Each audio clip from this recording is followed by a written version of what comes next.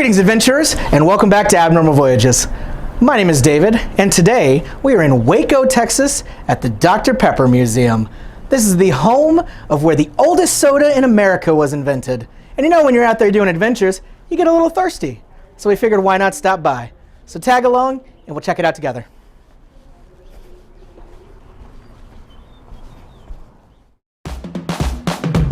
We're going to a place that you've never heard of before. It's Abnormal Voyages. You're gonna learn something new. We're gonna open new doors. It's Abnormal Voyages.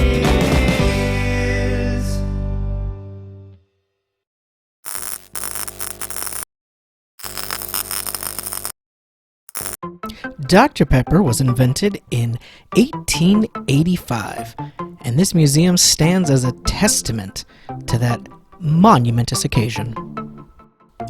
Out in the courtyard, you're able to see a little bit more about the building itself, and see one of the classic delivery trucks that used to be used to get that delicious Dr. Pepper all over the country. I wish vehicles these days still had this same kind of flair and vintage style.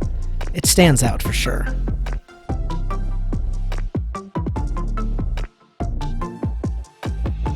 And if you wanted to learn a little more about the history of this specific truck, it was the Cooper Grocers Company and Delivery truck, so you could read the little plaque there and get some more information.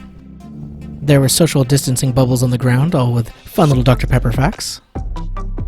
And the first big exhibit you came to was Healing Waters, and it was all about the invention of soda. Not just Dr. Pepper, but soda in general, with the carbonation and all the health benefits that they used to think it gave you. This was really fascinating, just to kind of get a glimpse behind what is probably one of the most popular things to drink these days. Lots of artifacts from when soda water was all the rage, as well as some very vintage advertisements for Dr. Pepper and other original soda flavors.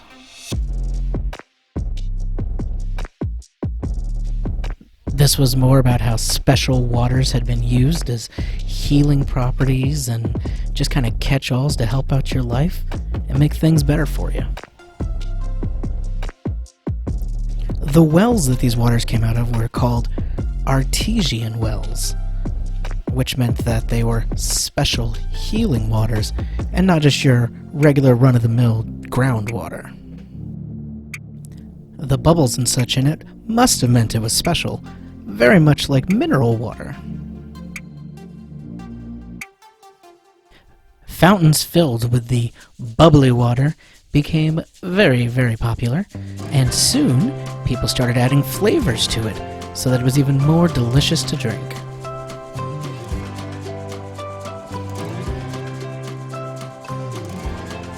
These were some advertisements and actual samples of some of the original syrups that were used to flavor up the water and create the very first sodas.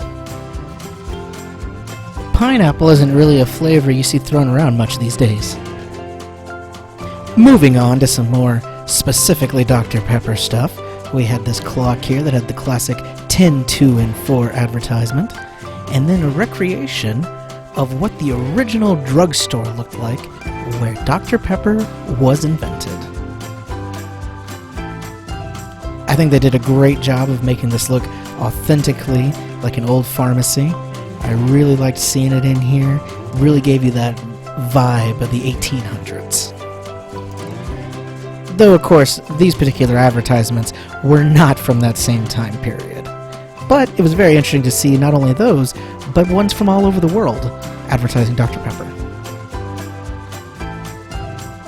Inside the pharmacy, you had a nice big bar here, or I guess counter, where you could get your sodas made. And in a very nice touch, they even had an animatronic of the inventor. Waco was the only place in the world you could get a Dr. Pepper. Now you have to understand that Dr. Morrison was very excited about that drink. He's the one who first called it Dr. Pepper. It got so popular that the back room of the drugstore was turned into a small syrup manufacturing plant. We'd mix up a batch and send it out to other drugstores. And soon enough, Dr. Pepper certainly outgrew that little back room and became a worldwide phenomenon, still known to this very day as one of the most popular sodas in existence. Unique flavors are, of course, what sets sodas apart from each other. Here were some more early and more modern syrups that got that flavoring just where they wanted it to be. And some examples of the many brands and iterations that Dr. Pepper and their other sodas have gone through. It was great seeing them all together so you could kind of look at the evolution of how they came to be. If you notice, a lot of these are even versions of Dr. Pepper that don't exist anymore. They've certainly tried a lot of different flavor combinations that didn't quite hit the way they wanted them to. But hey, if you don't try, you'll never know. Then, right here in the center of the museum, was the original well that they got the water from to make Dr. Pepper. Still intact, still preserved, right here for you to gaze down into. Pretty neat. Of course, throughout the years, Dr. Pepper has had many different campaigns for their marketing and advertising, such as the 10-2-4 campaign, and honestly has some of the more iconic imagery out there, probably only second to the one and only Coca-Cola, which was actually developed a year after Dr. Pepper. So while Coke may be the biggest brand, Dr. Pepper keeps the title as the oldest one.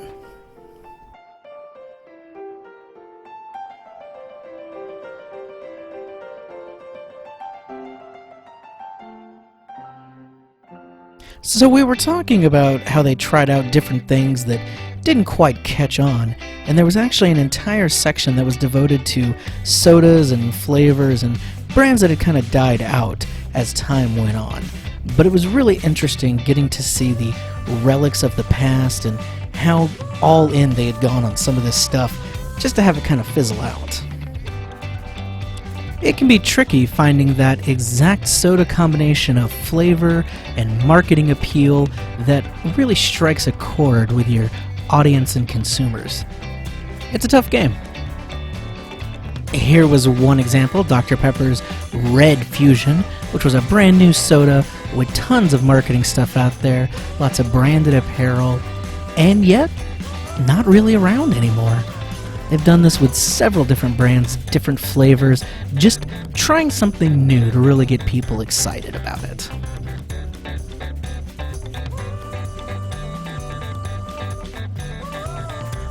One of the more unusual crazes was clear soda, where it was thought that instead of brown, if it was clear, it was healthier for you.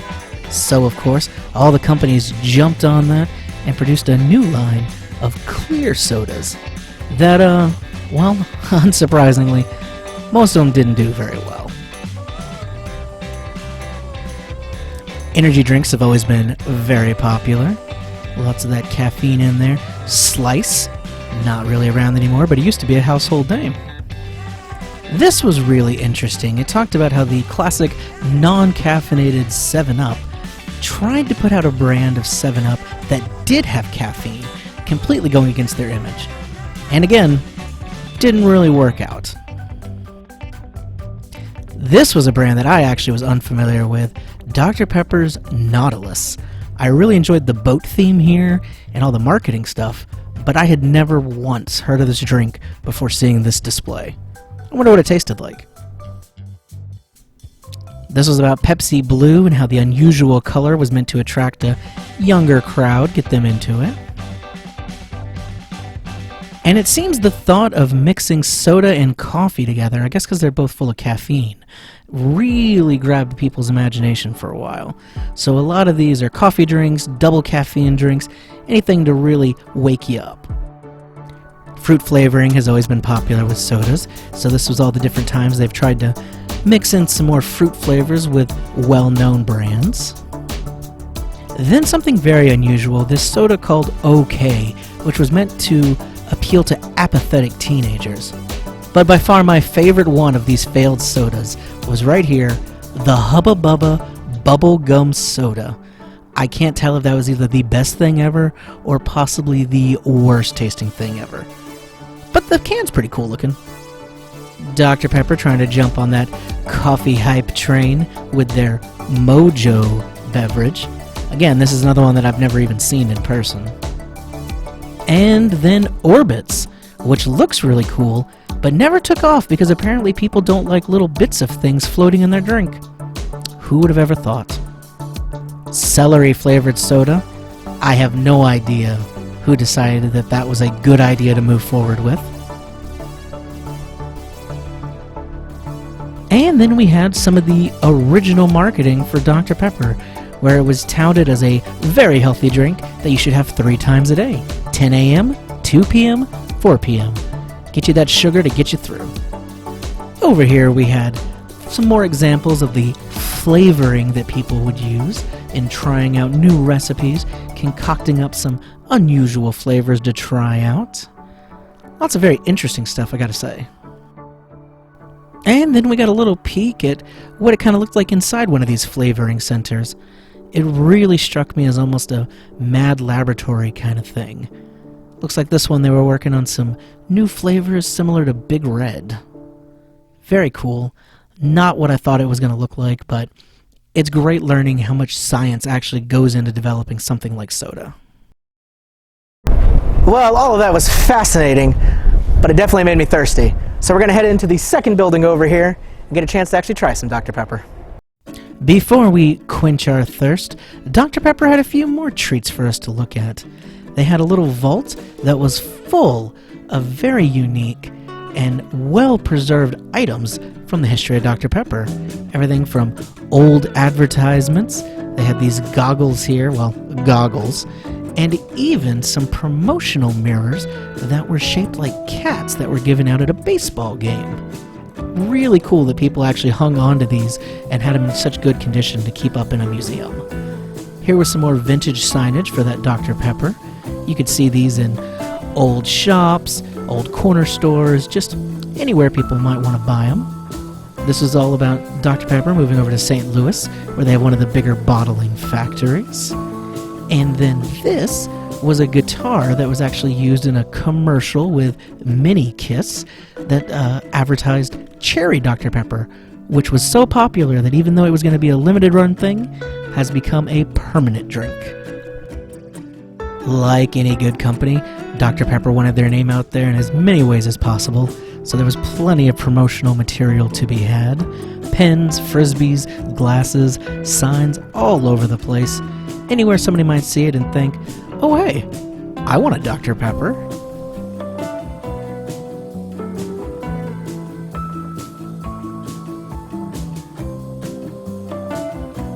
I'm a Pepper was of course one of their more popular slogans. A lot of people would have that on a shirt or on hats and things like that.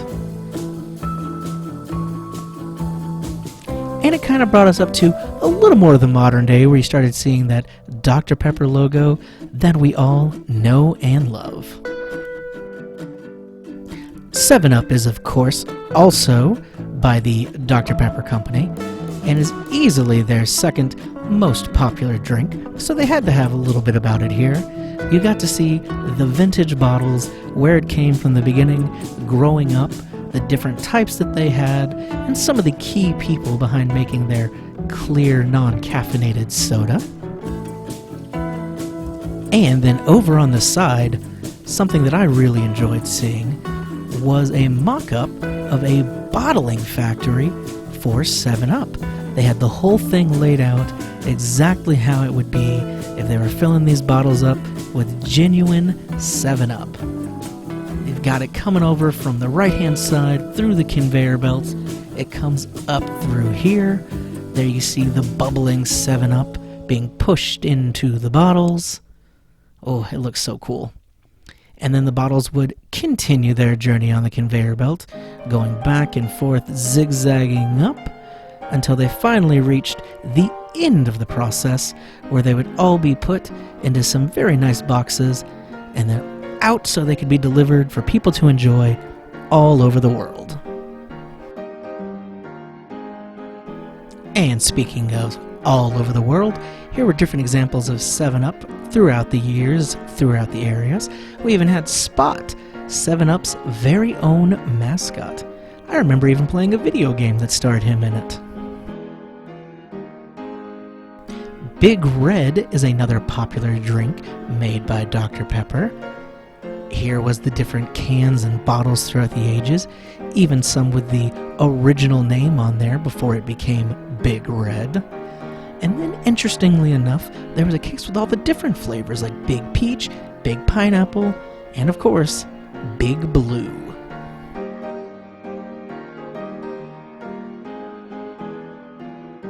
Rounding out the Dr. Pepper section, we had this here that was not only some historical stuff, but pieces from commercials, like this spaceship here that was in one of the Dr. Pepper commercials. And I really liked seeing the giant can on it that had a lion that was saying, hey, Dr. Pepper is the king of beverages. Who can argue with a can that size? And being a Marvel fan, it was really exciting seeing this Iron Man Dr. Pepper machine that we used in a commercial with the one and only Stan Lee. Dr. Pepper is very much a part of old-time classic Americana. This little town here with the train running around it, I think is a great example of what Dr. Pepper stands for, just being that good go-to soda. If it wasn't for Coke, Dr. Pepper would most certainly be number one. But it was finally time to get a drink for ourselves. They had a classic soda jerk station set up where you could get a Dr. Pepper float with the world's best ice cream, Bluebell. We can't miss out on that. And what better way to end our visit than a delicious Dr. Pepper float? Well, my name's Ben David. This is Abnormal Voyages. Thanks for tagging along. We'll see you next week.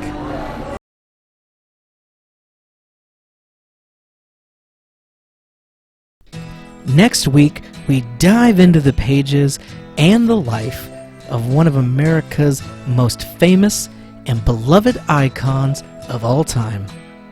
The author, the speaker, the one and only Samuel Clemens, also known as Mark Twain.